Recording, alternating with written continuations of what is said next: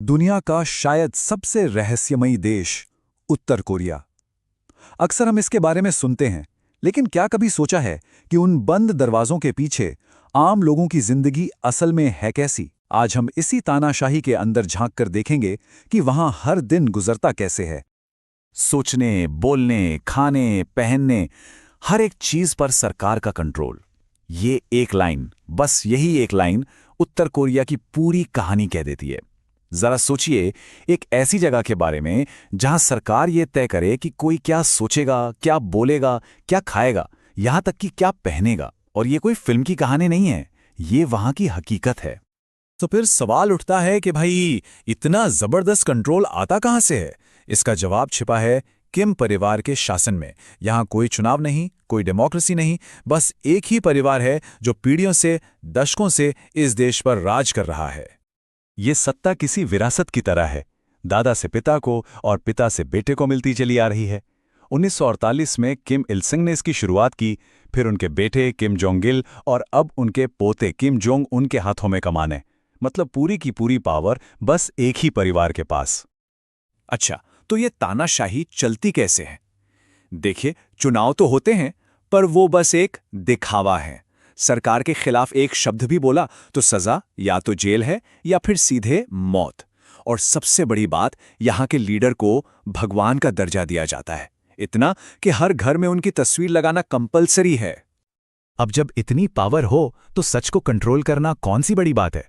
सरकार ने अपने लोगों के लिए एक पूरी की पूरी झूठी दुनिया बना दी है। एक ऐसा बुलबुला जहां बाहर की दुनिया की कोई खबर अंदर नहीं आ सकती।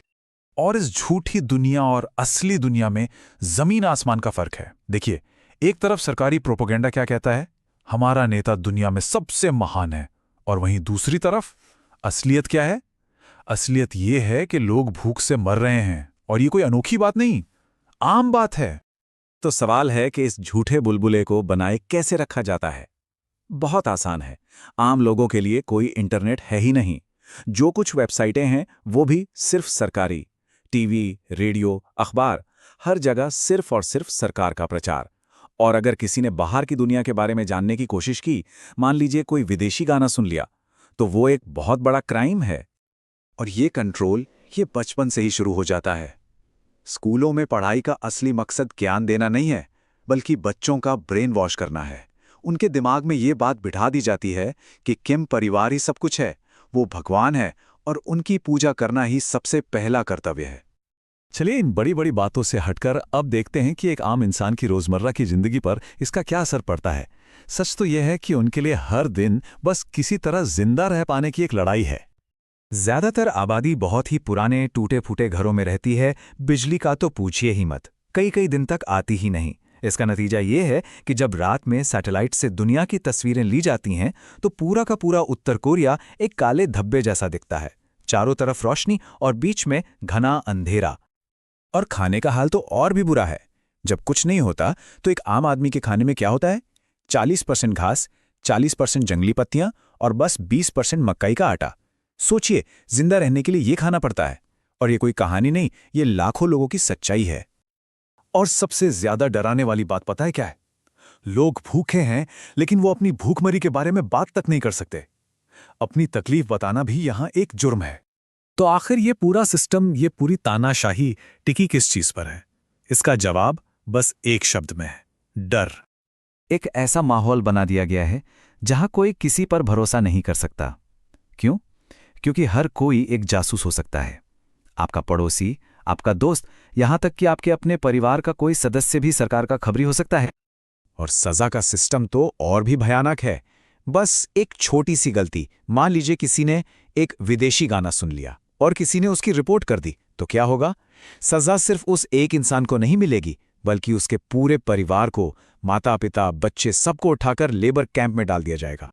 तो क्या इस जेल से भागने का कोई रास्ता है? बिल्कुल नहीं। अगर किसी ने देश छोड़कर भागने की कोशिश भी की तो उसे पकड़कर मौत की सजा दी जाती है।